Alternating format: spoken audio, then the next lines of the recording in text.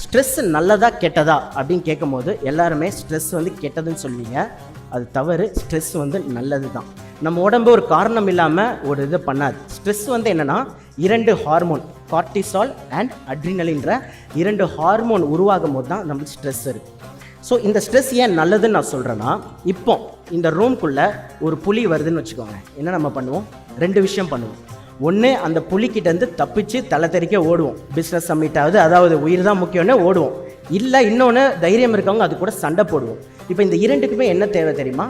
Energy. இந்த எனர்ஜியை வந்து அதிகம் பண்ணுறதுக்கு தான் நம்ம உடம்பு எவ்வளோ கிளவர் பாருங்கள். கார்டிசால் அண்ட் அட்ரினல் ஒன்று இருக்குது. அது என்ன பண்ணும்னா, இமீடியட்டாக நம்மளோட நர்வஸ் சிஸ்டம் ஆக்டிவேட் பண்ணி நம்மளுடைய ஹார்ட் பீட்டை வந்து அதிகம் பண்ணும் அண்ட் நம்மளோட பிபியை ரைஸ் பண்ணும். இன்னொன்று, நம்மளோட விஷனை வந்து பார்வையை வந்து நல்ல பிரகாசமாகும். அப்போ தான் நம்ம ஓடுறது. அந்த காலத்தில் யோசிச்சு பாருங்கள், ஒரு காட்டில் புலி துரத்தும் போது இதெல்லாம் இருந்தனால தான் தப்பிச்சிருக்காங்க மனுஷன்.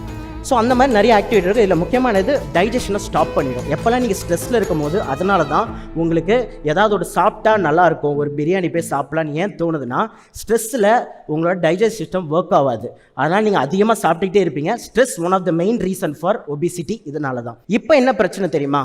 எப்போவுமே புளியை கூடையே கூட்டிகிட்டு போகிற மாதிரி நம்ம இருக்கோம். அதாவது ஸ்ட்ரெஸ்ஸுன்ற பேரில் எதை தொட்டாலும் ஸ்ட்ரெஸ்ஸு. அப்போ என்ன ஆகுது? எப்போவுமே உங்கள் கார்டிசால் அண்ட் அட்ரினலின் அதிகமாகவே இருக்கும். எப்போவுமே உங்கள் ஹார்ட் ரேட் அதிகமாக இருக்கும். எப்போவுமே உங்கள் பிபி அதிகமாக இருக்கும். என்ன ஆகும்?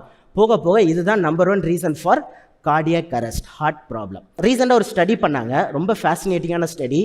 ஒரு 30,000 பேர் எடுத்துக்கிட்டாங்க. யாருக்கெல்லாம் ஸ்ட்ரெஸ் இருக்குன்னு சொன்னாங்களோ ஒரு 30,000 பேர் எடுத்து அவங்ககிட்ட ஒரு கேள்வி கேட்டாங்க. யாரெல்லாம் ஸ்ட்ரெஸ் இருக்குது, அது எனக்கு ரொம்ப பயமாக இருக்குது, டேஞ்சர் அப்படின்னு நினைக்கிறவங்க இதில் யார்? இன்னொரு கேள்வி கேட்டாங்க, யாரெல்லாம் ஸ்ட்ரெஸ்ஸை ஒரு சேலஞ்சாக எடுத்து நீங்கள் பாசிட்டிவாக பார்க்குறீங்க, லைஃப்பில் எனக்கு ஒரு சேலஞ்ச் வந்திருக்கு அதை பாசிட்டிவாக பார்க்குறீங்கன்னு கேட்டாங்க. அந்த 2 செக்மெண்ட்டு பிரிச்சுட்டாங்க. அவங்கள அடுத்த 8 வருஷத்துக்கு வந்து அவங்கள வந்து இது பண்ணாங்க, ஃபாலோ பண்ணாங்க. அதில் பார்த்தீங்கன்னா சர்ப்ரைசிங்காக ரொம்ப ரொம்ப ஷாக்கிங்கானது என்னென்னா, யாரெல்லாம் ஸ்ட்ரெஸ் இருக்குது அது எனக்கு பயம் சொன்னதில் 43% வந்து இறந்துருக்காங்க. 43% டெத் ரேட். இதே யாரெல்லாம் எனக்கு ஸ்ட்ரெஸ் இருக்குது ஆனால் எனக்கு சேலஞ்ச் அப்படின்னு சொன்னவங்க வெரி லெஸ் தென் 5% கூட இல்லை. அப்போது ஸ்ட்ரெஸ்ஸை பார்க்குற பார்வையிலே நம்ம வந்து ஹெல்தி ஆக முடியும். காலையில் எந்திரிச்ச உடனே நீங்கள் பண்ணக்கூடிய மிக முக்கியமான ஒரு வேலை என்னென்னா, ஒரு பால்கனிலையோ மொட்டை மாடியில் போயிட்டு எக்ஸ்போஷர் டு சன்லைட். ஏன்?